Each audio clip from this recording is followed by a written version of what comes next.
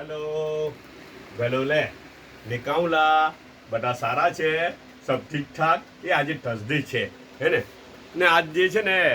એ લોકોએ છે ને બિલકુલ એ કરેલું છે કે ભાઈ કાલે બી હોલિડે ગયું ને તો થોડું આરામ કર્યું ને તો હવે આજે બહુ કંટાળો ચડે કામ કરવાનું એવું થાય તમને કે થોડા દિવસ એમ રજા જેવું હોય ને પછી કામ પર ચડવાનો તો કંટાળો ચડે તો કાલે હોલિડે ગયું ને એ લોકોને આજે એ લોકો હજુ બી આજે બી આરામના જ મૂડમાં છે તો શું કર્યું ખબર બધું ઇઝી કામ કરી નાખ્યું આ મોકલેલું છે ખબર પડી આ હવે એને છે ને હું દૂધમાં નાખી દેમ પહેલાં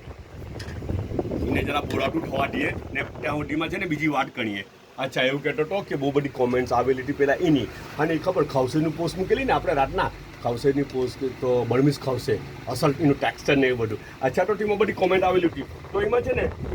ઇમરાન જેકીને તો સારું લાગેલું નહીં હા ઇમરાન જેકીને તો સારું લાગેલું પછી ઝારા દરસોટ એવું કીધું કે રેસીપી આપજો અલા એની રેસીપી બધું તો બતાવી દીધું યાર આ બધું જો ને અસા ભલા પેલું અસા ભલા બધું બતાવ્યું ને પેલી નૂડલ્સ બોઇલ કરવાની ને પેલું બધું અસા ભલા એટલે બધો મસાલો ઉપર નાખી દીને બળવામાં અસા ભલા કે જી ઝારાજી અચ્છા ને ખાલી એક કઢી છે એ થોડી કોમ્પ્લિકેશન વાળી વસ્તુ છે અચ્છા એમાં બેઝિક વસ્તુ શું છે ખબર ફ્રેશ કોકોનટ એનું મિલ્ક ફ્રેશ કોકોનટને જ્યુસરમાં એ ગ્રાઇન્ડ કરે ને પછી કપડામાં કે એમાં કંઈ નાખે ને પછી એને નીચવે ને એમાંથી જે બધું મિલ્ક નીકળે ને અચ્છા તે મિલ્કને વાપરે જેટલું ફ્રેશ કોકોનટ વધારે વપરાયેલું હોય તેટલું મજા આવે 5-6 જણની ખવસે બનાવે તો એક કોકોનટ જોઈએ એક અંદાજ પ્રમાણે હે 5-6 જણની ખવસેમાં એક કોકોનટ જોઈએ અચ્છા ઇન્શાલ્લાહ એ છે ને કોઈ વખત મૂકેલ કો જે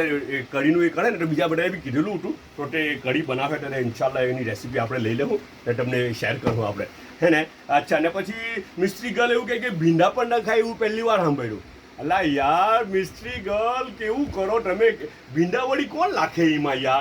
ભીંડાની જો પાછા સાંભળજો તમે જઈને હું બોલેલો છું ખબર ઈંડા બોલેલો છું ઈંડા બેડું જી બાફેલું બેડું લે યાર ભીંડાની પણ ઈંડા બોલેલો અચ્છા કદાચ એવું બને હે એવું બને કે મારું પ્રોનાઉન્સિએશન બરાબર નથી ને બહુ અવાજ મારો બહુ એ નથી સાફ નથી ખબર પ્રોનાઉન્સિએશન જરા એમ તેમ છે બધું મિક્સઅપ છે ને બધું તો એટલા સારું એવું લાગ્યું હોય તમને પણ પાછા સાંભળજો ભીંડાની પણ ઈંડા બોલેલો પછી છે ને જેમ મુનશી એવું કહે કે સુરતની જે ખાવસે મળે ને તેનાથી અલગ છે અચ્છા એ સુરતની ખાવસેથી થોડીક અલગ બની શકે હે ને અહીંયા થોડું ગ્રેવી વધારે પસંદ કરે છે આપણે ઇન્ડિયાની જે ખાવસેમાં ગ્રેવી વધારે પસંદ કરતા હોય છે ને બર્માની ખાવસેમાં એટલું બધું ગ્રેવી નહીં વાપરે જે કઢી આઈ મીન એટલી બધી કઢી નહીં વાપરે જેટલી ઇન્ડિયાની ખાવસેમાં કઢી વાપરતા હોય હે ને પેલામાં કઢી થોડી ઓછી વાપરે એમ થોડું જાડું રાખે થિકનેસવાળું રાખે સમજ પડે ને લોપ્સી જેવું બની જાય બસ એટલું ઓલ રાઈટ છે રસો નહીં કરે અંદર રસો નહીં આવે અચ્છા અમારું આ તૈયાર થઈ ગયું લગભગ તો આ જો આ ઓગળી ગયું અંદર હે ને મારો આ દૂધ છે ને દૂધના અંદર લાખેલું એક કેક લાખેલું હતું એ છે ને શું છે ખબર સીધો સાધો નાસ્તો છે થોડુંક ડાયજેસ્ટિવમાં પ્રોબ્લેમ બી છે એવું લાગે તો ઘરવાળાએ એવું કીધું કે મસાલો એને બંધ કરો થોડુંક તો હું કહ્યું ખબર આ ઓટ્સ ને ઘઉં એના આપણે ઘઉંના આપણે છડેલા ઘઉં કહીએ ને છડેલા ઘઉં તો મતલબ ઉપરના પેલા છોણા આવે ને ઘઉંના છોણા પછી ઓટ્સ આવે બાર્લી આવે એના બધાના ઉપર દરેક વસ્તુના પર છોણા આવે ને દરેક અનાજના પર છોણા આવે પતલું સ્કીન આવે અચ્છા તે સ્કીન તે છોણા કાટની કેક છે યાર તે છોણા આપણે શોર્ટમાં એવું કહે ને કે ભૂસું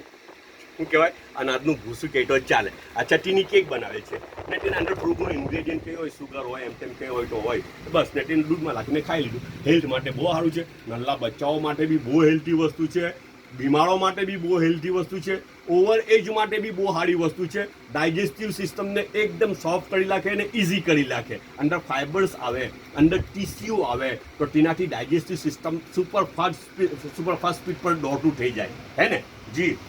તો આ નાસ્તો છે સુગર ઓપ્શનલ આપેલી જે મીઠો ટેસ્ટ સારો લાગે તો જનરલી મને મીઠો ટેસ્ટ બહુ નહીં સારો લાગતો એટલે હું સુગર નહીં વાપરા પણ એમ જ ખાઈ લેવા ને ચાયનો 1 કપ છે ઓકે પાછા મળું બટા પટાનો ખ્યાલ રાખ્યો